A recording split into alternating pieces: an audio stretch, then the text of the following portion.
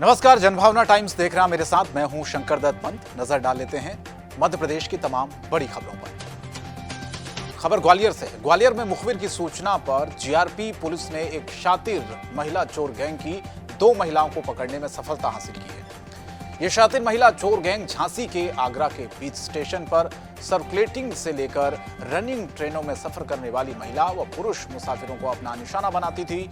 चोरी करने के बाद अगले स्टेशन पर उतर जाती थी। फिलहाल जीआरपी पुलिस ने इन्हें पकड़ लिया है। दोनों महिला चोरों से 2 यात्रियों की उड़ाई गई नकदी बरामद कर दोनों महिला चोरों से बीते महीनों में हुई चोरियों के बारे में भी पूछताछ शुरू कर दी है। पुलिस का कहना है कि पूछताछ करने पर महिला चोरों से उनके गैंग में शामिल बाकी महिलाओं और अन्य चोरियों की वारदातों का खुलासा हो सकता है। ग्वालियर के टेकनपुर में बीएसएफ एकेडमी में आयोजित हुई घुड़सवारी चैंपियनशिप के दौरान हादसे में एक आरक्षक की मौत हो गई। प्रैक्टिस के दौरान घोड़े के पैर की चोट से पुणे महाराष्ट्र के रहने वाला आरक्षक गंभीर रूप से घायल हो गया था। पुलिस ने शव का पोस्टमार्टम कराया है। आगे की कार्रवाई शुरू कर दी है। दरअसल बताएं आपको, ग्वालियर जिले में टेकनपुर क्षेत्र स्थित सीमा सुरक्षा बल अकेडमी में यह हादसा हुआ, जहां प्रैक्टिस कर रहे एक जवान की घोड़े के पैर से चोट लगने से मौत हो गई, जिसके बाद आनन फानन में उसे गंभीर अवस्था में बीएसएफ के अस्पताल में ले जाया गया, जहां मौजूद चिकित्सकों ने उसे मृत घोषित कर दिया। जवान पुणे महाराष्ट्र का रहने वाला था। वो अकेडमी की हॉर्स विंग में पदस्थ था। खबर भिंड से है। भिंड के गोरमी थाने के अंतर्गत 32 साल के युवक की घर के पीछे लाश मिलने से हड़कंप मच गया। युवक की हत्या करने के बाद आरोपी घर के पीछे शव छोड़कर फरार हो गया। आरोपी हत्या करने के बाद लाश को घसीटकर घर के बाहर लाए। बताया जा रहा है कि रात लगभग 1 बजे आरोपी ने घटना को अंजाम दिया।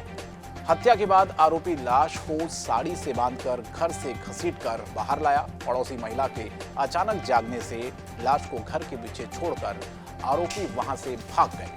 अचानक नींद से जागी महिला ने गांव के लोगों को घर के पीछे पड़ी लाश की सूचना दी। पुलिस ने घर के पीछे पड़ी लाश को कब्जे में लेकर पोस्टमार्टम के लिए भेज दिया है और मामले की जांच शुरू कर दी है।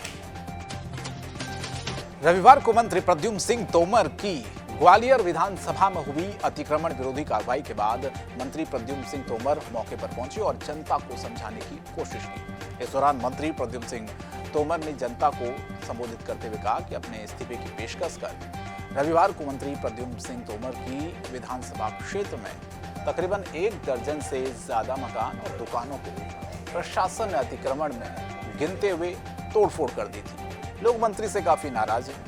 मंत्री लोगों की नाराजगी दूर करने पहुंचे थे। उन्होंने साफ कहा कि मैं इस्तीफा देने को तैयार हूं। अगर 50% लोग ये कह दें कि वो मेरे काम से संतुष्ट नहीं हैं, तो मैं अपना इस्तीफा दे दूंगा। ग्वालियर जिला प्रशासन द्वारा उपनगर ग्वालियर के किला गेट चौराहे के आसपास की गई तोड़फोड़ कार्रवाई को लेकर कांग्रेस ने कई सवाल खड़े किए हैं। कांग्रेस का ये कहना है कि शॉर्ट नोटिस पर दुकानदारों और कच्चे पक्के मकानों को जमींदोज कर दिया गया। उन्होंने क्षेत्र के विधायक और प्रदेश सरकार में ऊर्जा मंत्री प्रद्युम्न तोमर के बयानों पर भी हैरानी जताई, जिसमें उन्होंने कहा था कि उन्हें प्रशासन की कार्रवाई का कोई आभास नहीं था। कांग्रेस नेताओं ने कहा कि रविवार सुबह ऊर्जा मंत्री के बंगले पर 50 से ज्यादा लोग प्रशासन की संभावित तोड़ाई का अंदेशा लेकर उनके पास पहुंचे थे। उन्होंने कहा था कि स्थानीय लोगों को डरने की जरूरत नहीं है, लेकिन फिर अचानक ऊर्जा मंत्री बंगले से गायब हो गए। कांग्रेस ने आरोप लगाया कि ऊर्जा मंत्री ने कुछ समय पहले ही इसी तरह से हजीरा स्थित सब्जी मंडी के बारे में भी लोगों को भ्रामक जानकारियां दी थी और रातों रात पूरी सब्जी मंडी को उजाड़ दिया गया।